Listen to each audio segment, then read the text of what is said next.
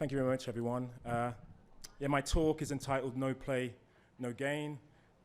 My social media @Fitness Explorer and my website, primalplay.com. Can you all hear me okay? Yep. So a little bit about me. I'm a movement coach and a nutritionist. This is a former client of mine and a remarkable transformation in 12 weeks. And part of that transformation was this person experiencing a new way to engage and enjoy movement. I'm also an author. My first book, published book, was Paleo Fitness, talking about the natural way to engage with movements we were designed to do. I have a paleo lifestyle book, an encyclopedia called Paleo from A to Z, and I have the German translation here of a 7-day introduction to paleo fitness. I've recently launched a blog called primalplay.com, and this really kind of delves into the play-based lifestyle, not just from a movement point of view, but also how you can just enhance and invigorate and revitalize your life. I'm a founder of a paleo conference in the UK called Health Unplugged. It's the 3rd year running. It takes place in September, next month, the 17th of September. And we're really looking at exploring all the aspects of a paleo-based lifestyle that can lead to better health and well-being. So I think it's really important to start out by saying I'm one of those kind of old school paleo guys who doesn't do dairy. And when people ask me, well, why don't you do dairy? And I often talk about, the milk proteins, the beta-celurin, the casein, and the whey. It's highly insulinogenic, and that kind of tends to turn people off. But what is really fascinating is when you delve into the research, is that an increase in cheese. This is deadly serious, guys. An increase in cheese consumption is associated with dying by your bed sheets. Okay? And I've been really careful here to ensure I've validated my sources. So this is from the USDA. This is actual data. You can validate this yourself from the USDA and also from the CDC. Okay? Over a 10-year period. So that's one of the reasons why I don't do dairy. But what about the alternatives like margarine? We all know margarine is bad for us. And again, looking at some really interesting research as to why we should avoid margarine, it's because the more margarine you consume, the more likely you are to get divorced. Okay? So, of course, this is only talking about the state of Maine. So it's not representative of what happens globally, but I think, again, it's really important to validate the sources, the USDA, again, and the National Department of Vital Statistics. Okay? But we know that correlation does not equal causation. We've seen it on the blogs, we've read about it in the books, and I'm just going to tell you something right now. I no longer watch Nicolas Cage in movies because this is what happens. Every time Nicolas Cage, every time he appears in a movie, you're more likely to drown in a swimming pool. Even if you don't own a swimming pool, you're still more likely to drown. And again, it's really important to validate your sources. CDC versus IMDb. Okay? But kind of, let's get serious now. I mean, we all know there's a lifestyle epidemic. Okay? Most of us have either experienced, know of someone who suffers from a chronic lifestyle disease. And 68% of us globally will die prematurely because of our lifestyle. And that's going to grow to 75%. Well, actually, that actually grew to 75% in 2012. And it's likely to become 80%. It's forecast to be 80% by 2020. And, one of my clients, my first client, in fact, was one of the 75%.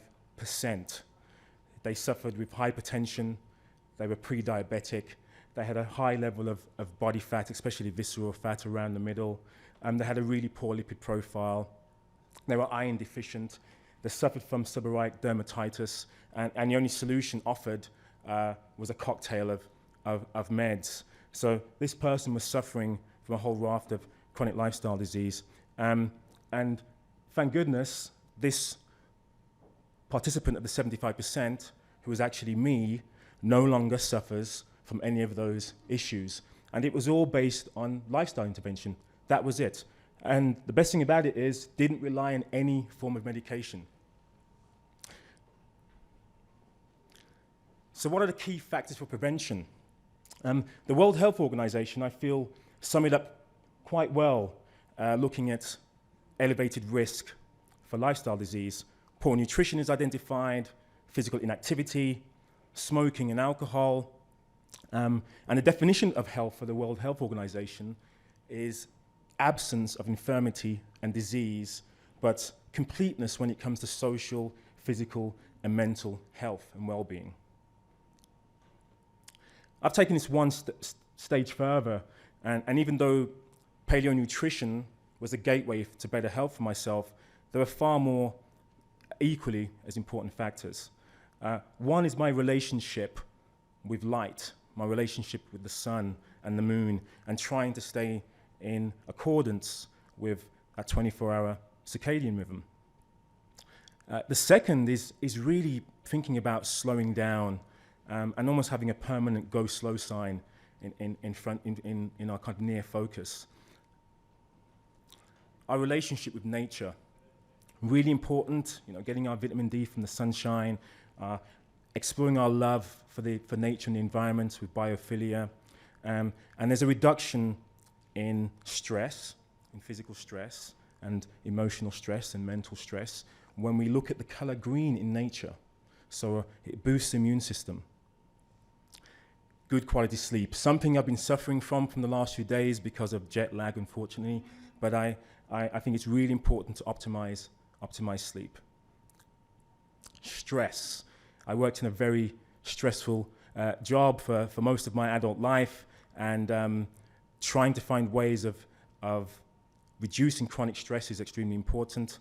Avoiding toxins and toxicity, whether that's the cosmetics you use, whether that's air pollution, whatever you put on your skin or inside your body. Good quality food and nutrition. Communication, having really healthy relationships.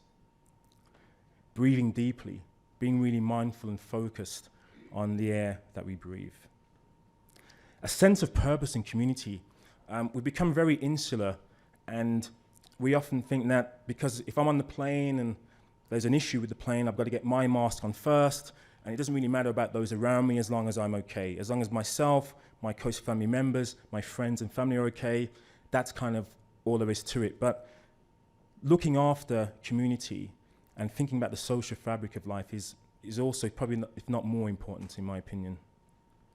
And for me now, this is where my passion comes out, looking at natural movement and physical activity and play and being playful. So for me, those two aspects are really the highlight. I believe they're the polypill, and they grant us many solutions for optimal health. So as I explained earlier, I worked in a very stressful environment. This is me working in investment banking. I was a technologist.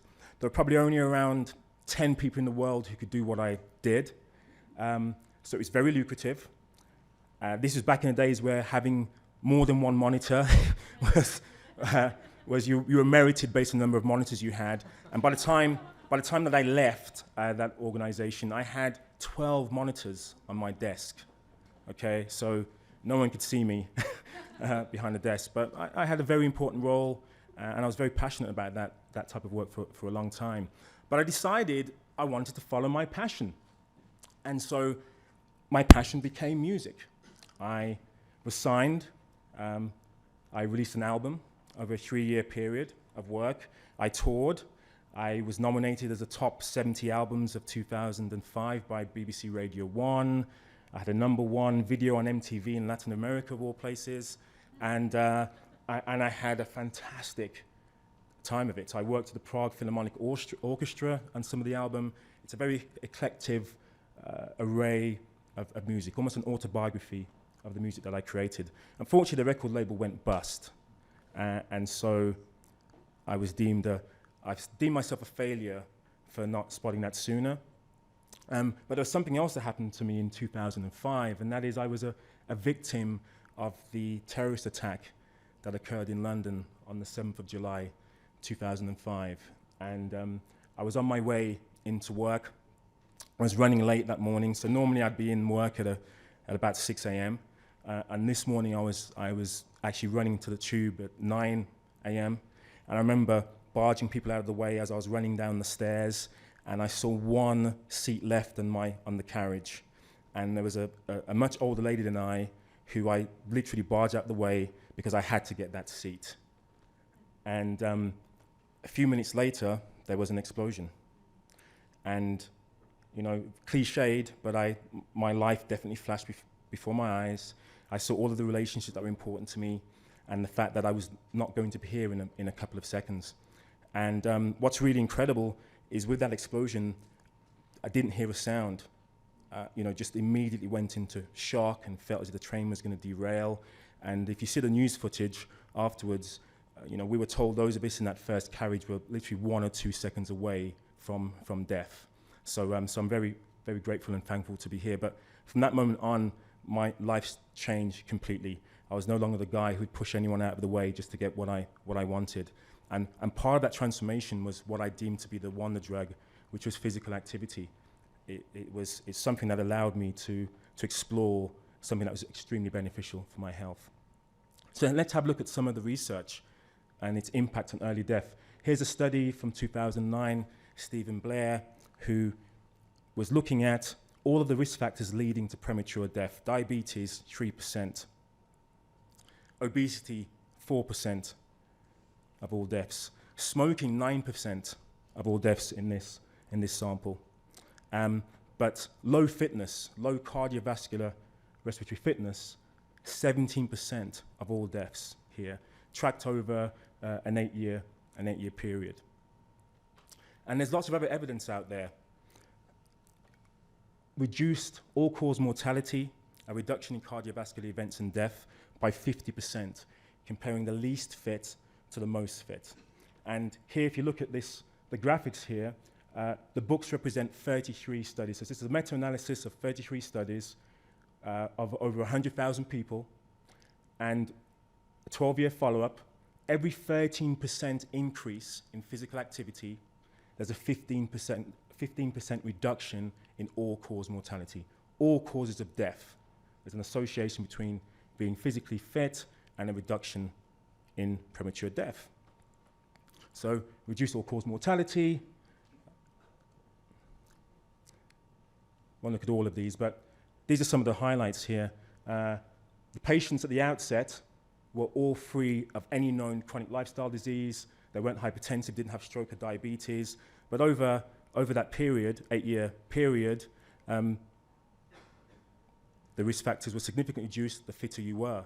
Again, reduction in strokes, 27%, hypertension, 50%, reduced obesity, especially visceral fat around the middle, reductions in cancers, reduction in metabolic syndrome, increases insulin sensitivity, reduces blood pressure, blood glucose. I mean, I could go on. There's lots of overwhelming evidence there about the benefits of physical activity. So what's the definition of being physically active? Most governments around the world, most medical bodies around the world have a baseline of 150 minutes per week of moderate intensity activity. So that's an elevation in your heart rate. That's, your breathing becomes heavier and more labored. And there's a minimum of 10-minute periods for that 150 minutes to qualify. So about 30 minutes every single day to meet that. And in the US, only 5% of adults meet the minimum requirement for physical activity. So most of us are sedentary and don't realize it. We go to the gym once or twice a week. Most of the time is spent getting dressed, spending time at the water cooler, counting our minutes while we're resting. But even for myself, when I was working and going to the gym a few times a week, even I didn't meet the physical activity guidelines. And what's remarkable, that 150 minutes is the bare minimum. It should be 3 times that for optimal health. And of course, it isn't just about cardiorespiratory fitness. It's also about resistance and strength training, at least twice a week. We've got to be focusing on other components of fitness like balance and coordination and agility and the like. So even though we know there are remarkable benefits from physical activity, why don't we do more of it? And this is the reason why I believe we don't. Because all of the messaging around fitness and conventional fitness is about pain. No pain, no gain. If it's not hurting, it's not working. My warm-up is your workout, okay? If you see people working out, it's always about a grimace. It's always painful. I do it for charity, okay? That's why I do it. I do it to beat my peers. I don't really enjoy what I do, but I enjoy the results. And here, I mean, for me, this is a fantastic image of Arnold doing a bench press. And again, you can see the pain on his face, and you can, you know, he's doing everything he can to get that bar off his chest. And remarkable results in terms of his levels of fitness, but it's all about pain. It's all about punishment. It's all about working hard. And in my previous career, which is all about hard work, I took that hard work ethic into my fitness. So I went into performance of fitness, into the sport of fitness, and to start to train like an athlete. But pain really isn't weakness leaving the body. It isn't. And again, we've all of us here have a love affair with exercise. And you can see this is a letter that I wrote some time ago about my love affair with exercise. And if you think about it, some of us have that brief dalliance with exercise and physical activity, that New Year's resolution, that one night stand, that commitment to exercise. I'm going to be committed to you for the rest of my life. And then unfortunately, that love affair dies, and we move on to the next fitness partner. And sometimes we decide, I'm really committed to this person. I'm going to do a marathon. I'm going to sign up to an ultra marathon. I'm going to become an Ironman. I really enjoy physical activity. And that can sometimes wane. It's difficult to motivate ourselves when it comes to having a love affair with physical activity. So what do I deem to be the solution? One possible solution is play, is primal play. It's not just focusing on working out, it's focusing on playing out. And it's ensuring that you have instant gratification when it comes to exploring really good, exuberant movement. So I'd just like to share with you a very short video of why I believe exercise is boring.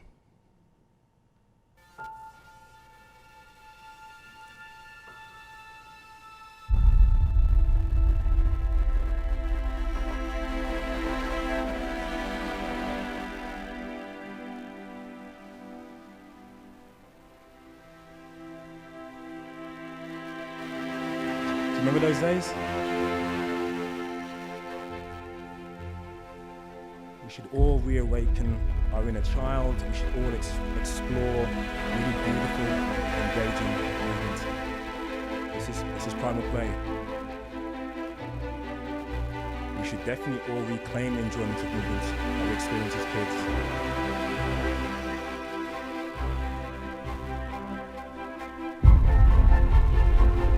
We should all get strong through playful movement.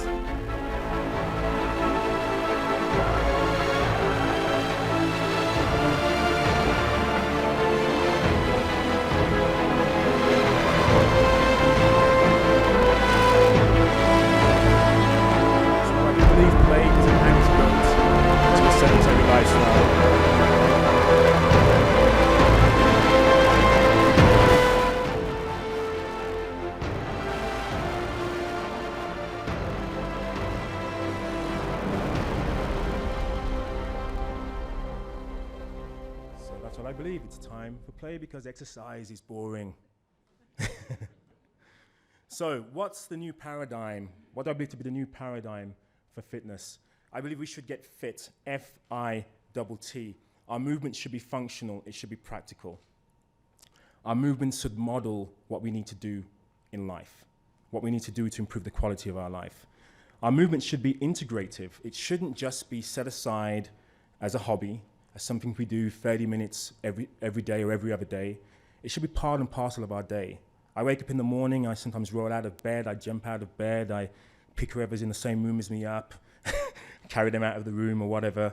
You know, I try to engage in movement immediately because it's enjoyable. We should be transformed by our movement practice. We should have instant gratification from movement, We shouldn't have the endorphin rush right at the end. We should be having that endorphin rush immediately. And it should be therapeutic. I shouldn't be getting injured. I shouldn't be seeking out ways of reducing the pain after activity. I need a massage now because I've just been physically active. Our movement should be our medicine. Our movement should be therapeutic. So the 3 key principles of primal play is our movement should be powerful, our movement should be practical, and our movement should be playful. That's the essence of the primal play method. And here, yeah, as you know, sitting, you've seen the headlines, sitting is a new smoking, sitting is a new cancer. So of course you all need to stand up because, we don't want to, come on. I don't encourage anyone to be smoking, so let's stand. Okay, so sitting is a new smoking. And I think it's really important to ensure that you really grasp the message around primal play. I'm just going to give you a few demonstrations if you're all happy to do so. Are you all happy to do so? Yeah. Okay, so can I have a volunteer? Mike? Okay, come this way, Mike. Okay, so we're all going to be engaging with a partner here.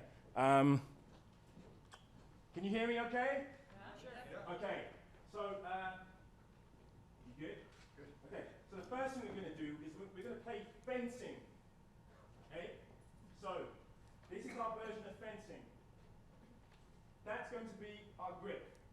Okay, round the wrist, just the finger pointing towards our partner, and the goal here is to try and touch our partner's body just with the finger, excluding the arm. Has everyone got that? Yes? Okay, give it a whirl, give it a try. Partner up.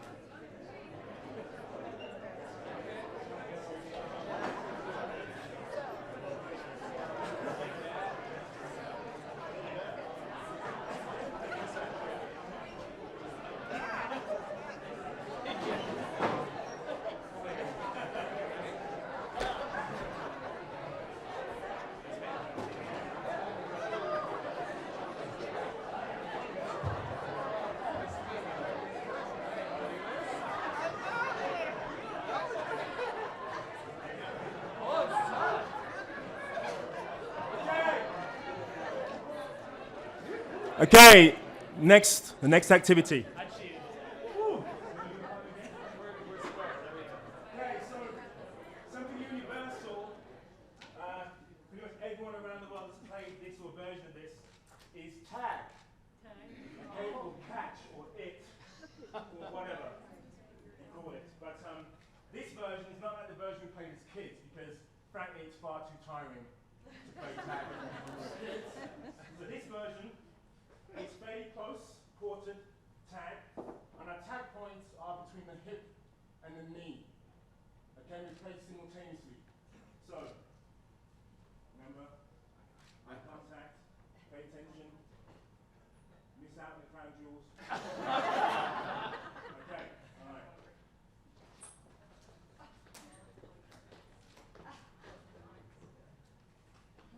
Get him, mate, come on.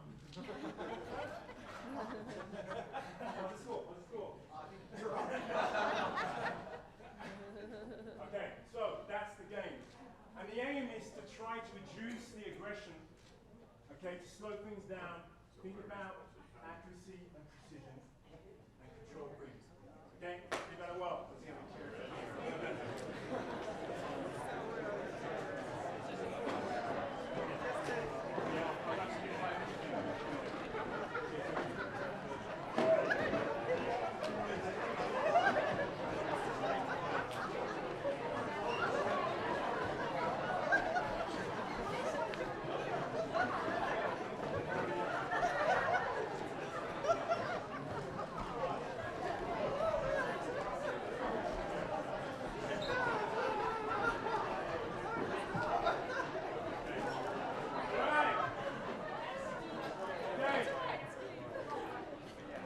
Okay, we've got a couple more minutes left, so I'll just demonstrate ways that you can work on strength using play. I use George for this, because he's a big, strong guy. Not to say you're not a big, strong guy, Mike, but just give you a bit of a break.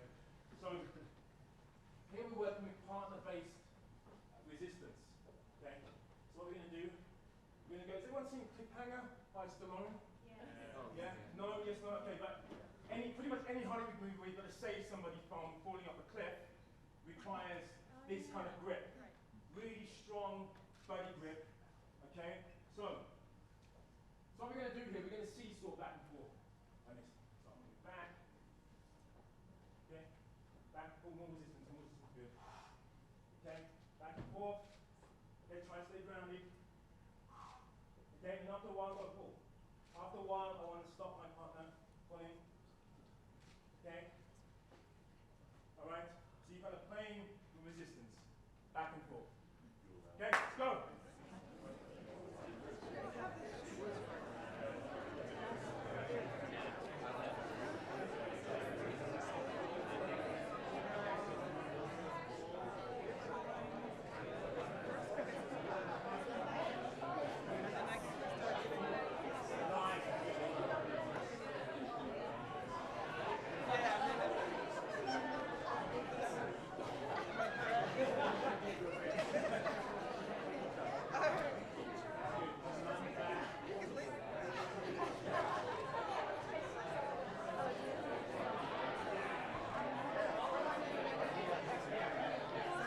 I feel like I've got 10 minutes of Q&A. Yeah. Okay, so let's take this one stage further. So, George again. So we're now going to turn this into a tug of war. Okay? So the same grip, like so. Okay? He's going to pull that way, I'm going to pull this way. Okay, you get a deadlock, then great. Okay? Ready? So. Now you know. Okay? Once again. Come on, George. Focus. Ready?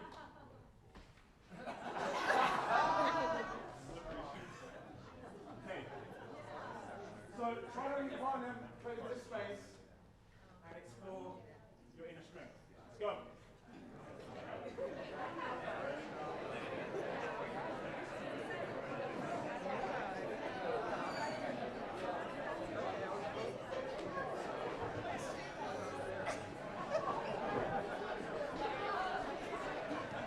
Nice.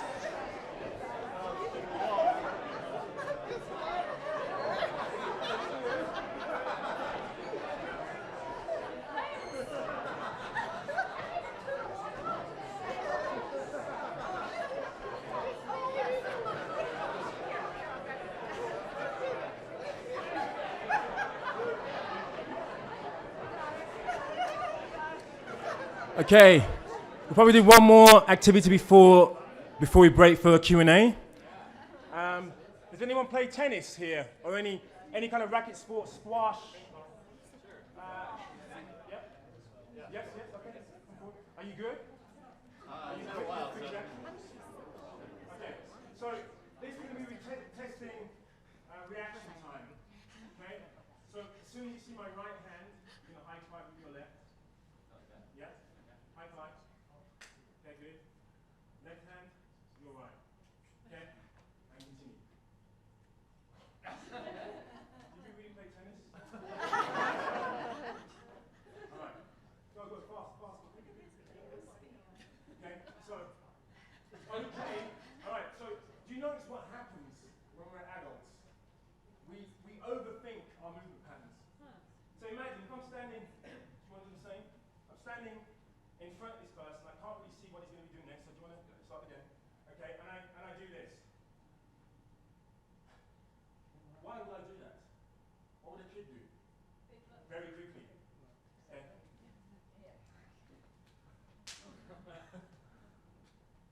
Okay? They would use their bodies. They would pivot. They would turn. They wouldn't just rely on peripheral vision.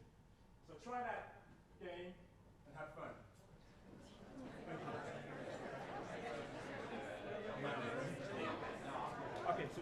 Okay, so we got 10 minutes Q&A now, yeah? Because it's 10:20 now.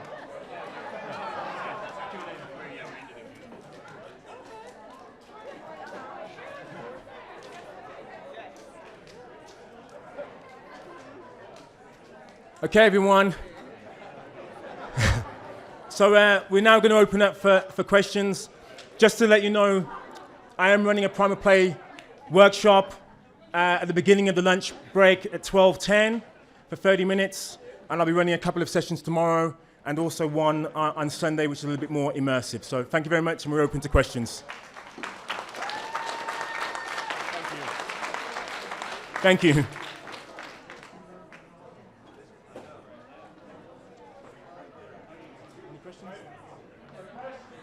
Any questions?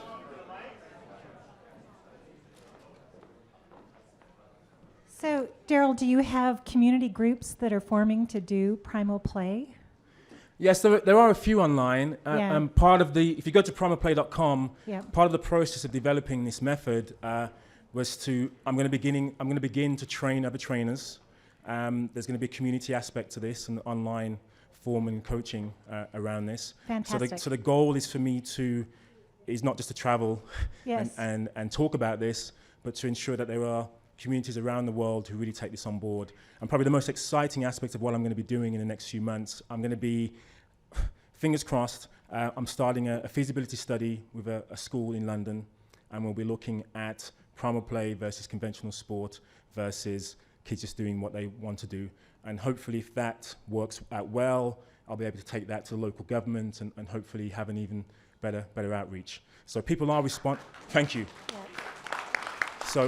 So people are responding to this, and I also should add, I am going to be speaking at Harvard Medical School in December, and exciting things could be happening with primal play. So watch this space, follow me on social media, and find out more. Thank you. I'd love to see it in every park in America, a group playing. Oh, me too, for Yeah. sure. Yeah, we need to get our kids playing again because Yeah. unfortunately, they're spending more time on tablets and smartphones than there are Yeah. real physical activity play. Thank you. You're welcome. That was great talk, Joe. Thank you so much. Thank you. So my question is, in your experience, when you're working with folks that are more traditional, more mainstream, corporate folks like yourself and the background that you come from, not folks necessarily that have been exposed to our kind of shared mindset, et cetera, what has been most instrumental or the most direct path, if that's the right thing to say, in terms of you helping them understand or move away from the concept, that very isolated concept of exercise, that very isolated concept of, as you were saying, no pain, no gain, to something more free and liberating, and some of the concepts that you were sharing? How do you reach some of these people where that concept is very foreign to them? What's been most effective for you in terms of the psychology of that? Okay. So let's say I meet someone. It usually starts online, where I'll get kind of abused for playing around, and people will often criticize me and say, "You don't look jacked, you don't look big, you don't look huge, you're not that strong, you're just playing around." And sometimes I'll host workshops in a gym, and usually the kind of biggest, strongest guys will say, "I've seen some of that stuff you're doing with people half your size. Why don't you pick on me?" And I'm kind of, my knees are trembling, and I'm thinking, "Oh my goodness, this is a real challenge." And oftentimes I will be the victor in that scenario. And when I tell these guys that I was never physically gifted, I was a geek. I struggled to do a press up throughout most of my 20s. I couldn't do a pull up until I was nearly 40. This is just about what I've been focusing on in the last few years, of tapping into what I believe we all kind of have, and our own versions of becoming a superhero. And so for those individuals, that's what tends to win them over. Like, oh my gosh, where's this guy getting this strength from? Or how comes he's so fast? Or how comes he has this movement capability? So that can win over some people. But to be honest, that probably isn't my core audience. My audience are those who would rather sit in their armchair and watch people play sport, okay, and are happier to tell their kids to sit still and stay within eyeshot of me. Those are the people that I want to reach out to. The fit guys and girls kind of look after themselves. There's plenty to cater for them. There isn't so much catering for those who don't find fitness accessible. That's who I'm really targeting, to be fair. So I hope that answers the question. Yeah, I guess make the like folks like yourself that were say in the corporate environment and very driven in what they do, but as they applied movement, it was solely in the context of going to the gym and grinding it out. I guess I was saying, what has been most effective for you in reaching them psychologically to convince them that there's a whole concept of movement and physical activity aside from that type A grind that they're. If I can get somebody to experience. Most people have done 100 burpees or something similar, those type of people. They've done those really punishing, grueling workouts. If I can give somebody the same work output, but just through play, they're usually convinced.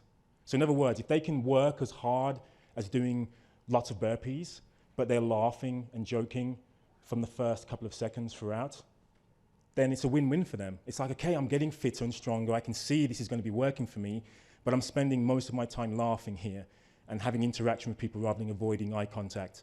Do you see my point? And I'm actually being tactile with a stranger, like what the hell's going on here? I'm enjoying the company of strangers, not because I'm just beating them or because I'm number one on the leaderboard. So that's what wins out. If you enjoy what you're doing, that's going to provide the motivation we need to ensure there's longevity for movement. And as I get older, I recognize it's an advantage not having that background in physical fitness. I'm happy that I was a geek and a nerd and couldn't really do much. And I couldn't, the famous story of mine is I couldn't carry my first wife over the threshold, but she could carry me, and I was twice her size. But I was like, you know what, I wish I could pay someone to carry her for me because I have the ability to do so. Do you know what I mean? So I'm happy to transform the experience of people who want to encounter playful movement. I hope that answers the question now. Thank you. Probably got one more question? We've got 3-4 minutes, okay? Darryl, great presentation. Thank you. I wonder, in your mind, if it's more about like the movements itself, like the actual physicality of it, or is it more of a mindset thing? Good point. So people often ask me, how do you do this by yourself? You know, it's easier to have fun when you have a partner or a group of you who are the wisdom of the crowd kind of thing. It's like, oh yeah, we're all stupid, but it doesn't really matter. We don't care who's watching because we're all having a great time. How do you manage this by yourself? And it took me some time. It took me a good few years to be able to create this kind of mindset and ethos. And it's really just about letting go, and it's really just about being mindful. And we don't need to be in a darkened room, you know, playing like really chilled out, you know, Buddha bar, chill out music to experience that. We can be mindful with really, you know, aggressive, exuberant movement. And that's what it's about. If you're mindful and you're really engaged with what you're doing, you don't really care about anyone else. And it then becomes playful. Your environment becomes your gymnasium. So people in London where I live, they're used to me kind of bear crawling down the high street, climbing over bus shelters, picking people up and saying, hey, do you want to go for a run? I can't run, so that's fine, I'll carry you for a while. You know, me sprinting against the bus. Some of the bus drivers, this happened the other day actually, a bus driver who I kind of know purposefully drove past me at the bus stop. And I was like, okay, I'm going to sprint after the bus. And I managed, fortunately there was a stoplight, so he stopped for a while, and I recovered, and I managed to get to the bus stop, and there's people on the bus going, who's that crazy guy sprinting against? Why is Usain Bolt in London? Isn't he at the Rio? You know, I wish, but it was just so much fun. I'm like, I'm sprinting at max effort, and I'm laughing about this, and I'm seeing people on the bus laughing, and you know, there's lots of sympathy when I finish, and I'm kind of like, you know, but it was so much fun. So play has become pretty much every single aspect of my life now. Yeah. Not just the physical, but the mental, how I approach my relationships with others. I feel far more comfortable in myself because I suppressed that playful nature like most of us do as adults for a very, very long time. Yeah. I've just kind of stepped back to what was nostalgic and what was carefree, and I want to ensure I have that until the end of my days. That's my mission. Thank you. Awesome, thank you. Thank you. Thank you, I really enjoyed your presentation. I have it's kind of party pooper type of question, I'm afraid to say. Okay.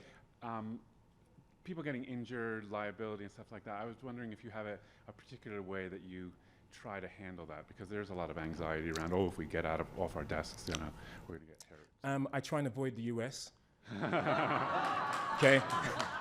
So, you know, the US obviously is very litigious culture, and we're really overly concerned about usually nothing. So, to be fair, I haven't had too many issues whilst I've been in the US. Again, if people are enjoying themselves and they're made aware of the risks, And fortunately, the stuff that I do is relatively, you can't eliminate risk, but by getting people to start thinking about what they're doing and to be really mindful, you lessen the risk, and people start learning. They start risk assessing themselves, and that's what we need. As kids, if you're climbing a tree, there's a time when you make the decision to climb. You'll see your older brother climbing, and you go, "I'm just not quite there yet." And what is he doing? How is he doing that? Okay, now I'm going to give this a go. I'll go to the first branch. I'm not going to go any higher than that. This is part and parcel of physical development. And again, we're so out of tune with this as adults. And the answer and the solution isn't seeing really amazing individuals in videos performing remarkable feats of physical kind of literacy. That's not the solution. The solution is for us to raise the bar for all of us to experience something that we can really enjoy, and we think far less of the risks and far more about the rewards in engaging that type of movement. So that's the solution. That should be the way forward for us as a human race. All right, thank you. You're welcome. And I think that's it. Thanks very much, everyone. As I say, if you like what I do, please go to primalplay.com and please reconnect with me throughout the day. Thank you very much.